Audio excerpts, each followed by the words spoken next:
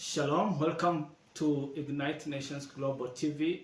This is the place where we raise leaders for global impact. And today's conversation is one of hope, leadership, and restoration. My guest is Ken, a man who walked through addiction but has now been sober for 9 years. So today he is actively involved in rescuing drug addicts and rehabilitation work, turning pain into purpose. This conversation is about leadership, mission, and the power of transformation. Ken, welcome to Ignite Nations Global TV. Thank you so much. It's good to have you today. Thank you. I'm just going to ask you a few questions Yeah. so that our viewers can learn a few things. So Ken, who are you today and what does your journey represent now? Now, my name is Kennedy Mushono Avero, and my journey, I'm a recovering drug addict, and I'm also a recovery coach and addiction psychologist, helping people in the streets and also doing interventions at home. That's great. What was the turning point that led to lasting sobriety and transformation? What I saw by that time that I was in the streets is that I tried to seek refuge. I tried all sort of things because I was also in crime, and there are times that it reached a point whereby I hit the rock bottom. Hitting the rock bottom means that now you have nothing else in this world you have to do rather than to surrender. And I remember in that year I surrendered, and on behalf my sister intervened on my behalf, and I was taken to a rehabilitation center. And I did my program for 90 days, and after doing my program for 90 days, thereafter I volunteered in the same rehabilitation for 1 year. Thereafter I gave my life. It was not directly giving myself to Christ, but I started having that sense of I want to have that relationship with God, and my journey with God since then, because I think where am I today?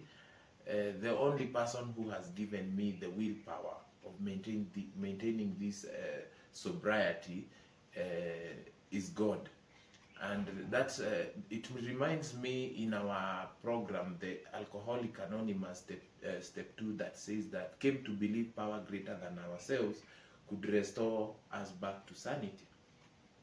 And my turning point was that year, and after turning my life and giving my will over to Him, that is why today I'm where I am today. Right. How did addiction and recovery shape you as a leader? Recovery, when you are in recovery, we say that this is a very honest program. When you are recovering from drug and substance abuse, first you have to accept that you are doing an honest program. What do I mean? Because when you are in addiction, there is a lot of bridges. Sometimes we break relationships with our parents, relationship with our peers, relationship with our sisters. Now when you are in recovery, you have to start building those bridges again. And building those bridges is by being honest. For example, if I say that there are those people when they are at home, they do steal to their parents so that they can feed their addiction. Now when you are in recovery, there are those things that you should not do. Instead of stealing, you start giving back. And also when you are doing that program and you have already accepted God in your heart, that is when God gives you a purpose. And in every, even a can, even an empty can, there's a times that when we use whatever content is inside and you throw it away, there's somebody who takes that can and makes a good use of it. Now, when I was tattered and torn, God came and gave me something inside myself that I will do. I will lead others, either in where I work, in mental health institutions, and also in our village. Because being a leader is somebody who can mobilize more or 3 people with a certain agenda or a certain thing that you want to follow or you want to do in life. And there are times that you have a lot of challenges, because most of the people that know you during the time that you are in addiction, and now you have become a leader, or you have become somebody who is leading people, they tend to demoralize you, because now maybe you have come and you have left them where they were, and then you are more or 3 or 2 steps ahead. But it is not a challenge to me. It is not a challenge being a leader and you are in recovery. It's not a challenge, because I'm ready to face whatever is there. And also being in addiction, I have learned a lot of moral inventory, doing moral inventory. There are times that I do inventory of myself. Where am I going wrong? That emotional intelligence. If I do this, will I hurt this person? If I do this, will this person feel bad? But if you have all those capabilities, you'll be able to lead others in the right direction. Thank you so much, Ken. When did you realize your healing was not just a personal freedom, but a mission to help others? Yeah, because being in the streets for so long, sleeping in the cold, eating from the garbages, and also being insulted by people, and also your own relatives, your own sisters denying you and taking you as a stranger. I came to a point and I asked myself, now I have gone through this. Is there another person like me who is still suffering there outside? And I also asked myself, because before I reached where I am, I had to persevere a lot of problems, and that a lot of problems in life, real life obstacles. But when I was reading my Bible, I came to realize that there is nobody who is in the Bible who didn't suffer. And we do suffer so that we can have a story, or we can have something that can motivate others. Now I came to realize that there is that man who is in the street, who has an underlying issue. Now, who will go and give that person a heart? There is that person who is in the street. He's not able to go and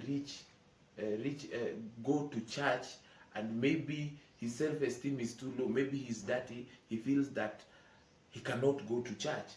I bring the church to him, because what I was lacking is that divine warmth or spiritual warmth. So I came to realize that I have a lot of, in the streets, or I have a lot of things to do, because whatever these people are undergoing, I've already undergone. So I'll be more suitable to face them rather than that person who has not undergone what I have undergone. So that's the time I realized that God had a purpose in my life. Because maybe sometimes God gives you a good house, clothes, children, and a job. But despite all those things, there is something that He wants you to do. And that's when I realized that my ministry, or my job, is in despite me being a counselor or being an addiction psychologist, there is another job that God has given me in the streets. And I came to realize, what I came to realize is that whenever I try to run away, I'll find myself in the street. May it be I'm hungry, may it I don't have money, but I'm still in the street. And that the time I realized that, and I was asking a lot of people, do prophets and preachers be anointed? And I came to realize that most of the prophets, they were called. In fact, they passed through a lot of problems, but those problems, God gives them that chance to get tempted and to go through those problems so that He can call them. And whenever God calls you, no matter, you cannot run away. And that's what today I'm doing. Maybe I don't know if I've lost that question, but I came to realize that is what God intended me to do. That's true. And no, no matter how, even if I'm a sinner or not, I'm not a sinner, at the end of the day, you'll have to bring that flock, or that sheep that is lost. No matter, may it be drugs and substance abuse, may it be depression, may it be low self-anxiety, you have to bring them to church. Yeah, thank you. Because the good thing is your healing now has become a mission to help others. Yeah. My next question is, how do you lead people who have lost hope in themselves, especially in the rehabilitation? First, we have to do an intervention of that person while he's still in the street or he's still at home. We have to, what I do first, I befriend them. I become their friends. I start coming for regular visits and to guide them, and also to share my story with them. And by the time I share my story with them, they become confident with me, and they start having insecurities. And by the time they open up to me, that's the time that we look for solutions of how we can help them. And by the time I come to mention the name rehabilitation, you won't, that person will not refuse to go to rehabilitation. That person will come and say, now, whatever we have been talking, I have realized that whatever I need is rehabilitation. And by the time that person comes to rehabilitation, first we have to call the psychiatry nurse or the psychiatry doctor, who will do detox to him, and also he'll have to do the 12 steps, the 12 step of an Alcoholic Anonymous, and then we reconcile him with God. God, you cannot do anything without God. And by the time we reconcile you with God, now that's the time that God starts giving you that willpower of wanting to live sober. And by the time we work on anger management, we work on low self-esteem, we work on forgiveness, and by the time your 90 days of rehabilitation is coming to an end, that's the time we call the family, and we look for an exit plan for you. Because there are those things people don't understand. People, places, and things. By the time you come out of rehabilitation and you go to the same people, the same place, and the same things that you used to have, that time we say that you are more likely to relapse. So the whole setup of rehabilitation, when you exit and you go to somewhere else, in evangelism and discipleship, there is that person who will usually come and visit you and walk with you. So I do come, and we call it aftercare. I'll start walking with you through this journey of sobriety, and at the end you come and join my platform, Brothers Keeper Foundation, and we start reaching out to other people who are still suffering outside there. Thank you so much, Ken. My next question is, what does Christ-centered leadership look like in rescue and rehabilitation work? Or how has Christ's leadership model inspired you as a leader especially in your rescue and rehabilitation work? I came to know that on this planet or on earth, without Christ, you can walk on circles. You can walk on circles. And once you have that connection with the Christ, and you walk through the steps that you are supposed to walk as a beginner in Christ, you'll find yourself going more steps than somebody who is not in Christ, or somebody who is not doing any model or any syllabus related to Christ. So you may find somebody has done the 90 days program, and by the time he comes out, he stays for 3 months, 2 months, and he relapses. But when this person comes and he does the program, and he has Christ, and he is doing the syllabus. You know, in Christianity, there is a lot of syllabuses.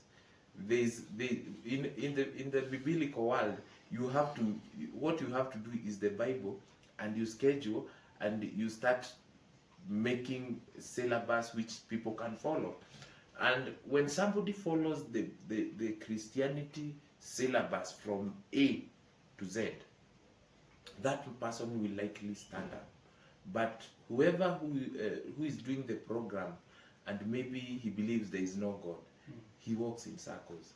And that willpower is very weak on his side. Thank you so much. My last but not least question is, you have worked with so many pastors, church leaders. What can you tell? What can you tell the church about addiction? What role should they play? Okay, in helping those who are in addiction? In relating to pastors, like, you know, after me going to rehabilitation and coming out, the time I was weak, you were there. I remember there was that time that you were there. And also in recovery, you need an understanding spiritual father, because maybe today you may find somebody who is there, he needs recovery. Okay, if you may go and pray with that person, but you are not healed that person. That person who is in the streets, even if you pray, yani, faith without action is dead. What I was urging, what I do normally urge preachers is to take an initiative of, you know, people who are in the streets, or somebody who are drug addicts and they are in the streets. By the time you reach to them, you start grooming them, you bring them closer. By the time you bring them to church, it is very difficult for them to move out of that church, because that is where they have a sense of belonging. And then most of the people, they are outside, their families denied them. And by the time church comes and embrace them and take them as their own children, and they live in the church, and the church feeds them, and the church start embracing rehabilitation. You know, there was a pastor a long time ago, he told me, now Ken, I'm tired of you, because you've been eating here, you now, whatever I see in you, before now God comes again, you have to go to rehabilitation center. And he helped me, because he came to understand that despite God being there, there is an extra thing that we have to do. And also churches and preachers should come up with a model of having rescue centers, because today, if somebody comes to your home and you pray, and that person doesn't have a place to sleep, that person doesn't know, or doesn't have somewhere he can get that even cold or warm water to bath, that person sees everybody as an enemy. But by the time you come and embrace this person, and it's like you have rescued him. Now you are teaching him to step again like a child. There's a high probability of that person becoming a very resourceful member of the church or the member of the society. So there's a whole obligation of preacher coming to, there are times that even if you preach to an addict, he may say, yes, I'm getting, but he's getting nothing. But for us, we have to take an initiative to go to the street. Because if we are in church and we say, let them come, they won't come because those people are sick. And that's why most of the time I do say, anybody who is in addiction is sick. Anybody who is in depression, he's sick. Somebody who is in anxiety, he's sick. And you may find those people, maybe others are suffering from bipolar 2 and mild bipolar and schizophrenia. And those people need a place where they can call home. Now, maybe there is a pastor or a preacher who is outside there. Maybe he's blessed with a big compound and he has can you set up a rescue center for even 10 or 15 men, whereby you can come and feed them and give them something they can do in the church. At the end of it all, that's where we'll get leaders, and that is where we'll start growing again. And also, we will see more people like me, more people like me who will spread this gospel. Okay. Thank you so much. That is very important for the pastors and church leaders. And so finally, what message do you have for someone who is battling with addiction, or a leader who feels disqualified by their past? We say addiction is powerful, cunning, and baffling. And now there was a time when people are saying that maybe you are in addiction, you are drinking, we discriminate, we stigmatize. But nowadays addiction is a disease of everyone. Addiction can rock anyone. Addiction can go to an extent, even because there was a platform there that I was sometimes back. I found out that there was a very a big pastor, a bishop, and was struggling alcoholism. So it's a normal disease. What you should do is you seek help. You seek help, and the people should start embracing rehabilitation. And if there are stages. What people don't understand is that there are stages of addiction, or there are stages before you get into addiction. There are stages, and I do elaborate wherever I go. I do elaborate very well so that you can know where you belong. There is a stage we call experimenting stage. An experimenting stage is whereby you are not engaged, but you are touching. And also stage 2 is a social stage, social drinking stage, or social use stage. A social use stage is whereby you are using to socialize. And most of those people who use to socialize, they don't have a problem with that drug of choice, because they are building, they are doing everything. They don't drink to get drunk, they drink to socialize. And there's another stage called problematic or habitual stage. Problematic stage is when you start drinking or using whatever you are using so often, in an extent people start seeing that this is a problem, and they start seeing that you need help. And that's the time you'll start seeing warning letters. You'll start seeing your wife is going. You'll have to start the bridges that you had made for a long time. Now that those bridges are being disconnected, and you're starting to become an antisocial. And there's the last stage. The last stage is confirmed addict. When you are confirmed addict, you are sick. You need help. You need to go to a mental institution. Or if it is not a mental institution, for you to heal it becomes a problem. And that is what people should understand when they are outside there. And this is an ordinary disease like other. what people do is that they see it is like a shameful disease or something that we should not talk about. If you are there and you are feeling somehow you have a problem with this drug or this drug, no, it is well, and there is a solution. Yeah, there is a solution, and people should start should see rehabilitation not like it's a mental hospital. What people should see, it's like rehabilitation is just a controlled environment for you to heal for the time that you'll be there. Taking a scenario, if you are outside there and you are not able to quit, now how will you quit? Then you can be taken to a controlled environment where people will watch over you, where you'll get care, 24 hours care until you recover. So that's what I can tell people, those who are outside there.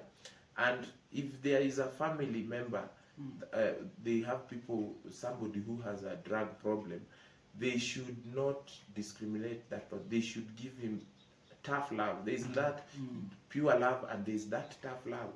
A tough love is whereby you feed that person, but you make him to understand that you have this problem. Not to chase that person away, beating that person. It is only through love that we do change things. Yeah. Right. How can people find you? I know there are people who are watching you right now, and they could be victims, or they could be having some people who are drug addicts and they need further help. Yeah. How can people find you? Do you have any social handles or your contact? Yeah, I work with Eden House Rehabilitation Center. Eden House is in Likoni, Mombasa. We have another one in Diani, Diani Annex, and there's another one, the Malin House. We have the other one in Kabete. That's where I'm employed, and that's where I work. And also I have my own organization, Brothers Keepers Foundation. We have a rescue center in Kabete, only for street people, only for those people who are in the streets. We ourselves, we come and we assess them and we offer them help. No, there are times that when you say we take street, people start flocking and bringing people whom we have not assessed. And also, the Brothers Keeper Foundation, I feed the people who are in the street, I clothe them as we bring them to Christ. Now, you can find me on TikTok, Ken Chokosh, Waweken Kennedy on my Facebook, Instagram, Waweken Kennedy on Instagram. And my official number is 011 47 60 532, and Airtel is 0739 036655. For any intervention, if you want an intervention at home, you want a counseling session, but only for anyone who is struggling with addiction. Thank you so much for Ken. We have two books here. The first book that I've written is about Kingdom Principles for Leadership. That is transforming lives and cultures through Christ-centered leadership. It's a very powerful book. I know, Ken, you have read it, so you'll be able to encourage your viewers, your followers, be able to get the book. And the second book is in the mission field. As a missionary, or anyone who is involved in any mission, whether rescuing mission, whatever mission, you need to be a leader. And so in the mission field is a very powerful book about answering the call and impacting nations. That is the very core principles, challenges, and the realities of mission. Very powerful book. You can get it, and you'll be able to get our contact definitely on this episode. And it will be a powerful. What can you say about the books to your viewers? Yeah, and those people who are also in my platform, I would like you to read this book. And if you want to inquire about it, please liaise with my number. We can send it to you wherever you are. It's about leadership and the principles of leadership. The second book here is in the mission field. In the mission field, this is what it takes to understand yourself when you are in the mission that you are in. To understand it better, you have to read this book. You can liaise with that with us. The numbers are the pastor will put them on your screen, and also I'll just put it in my platform so that other people can read. Thank you so much. Yeah, thank you for joining us on Ignite Nations Global TV. This is a reminder that your past cannot disqualify you, but it can become your platform. So like, share, and subscribe as we continue raising leaders who ignite nations. Thank you.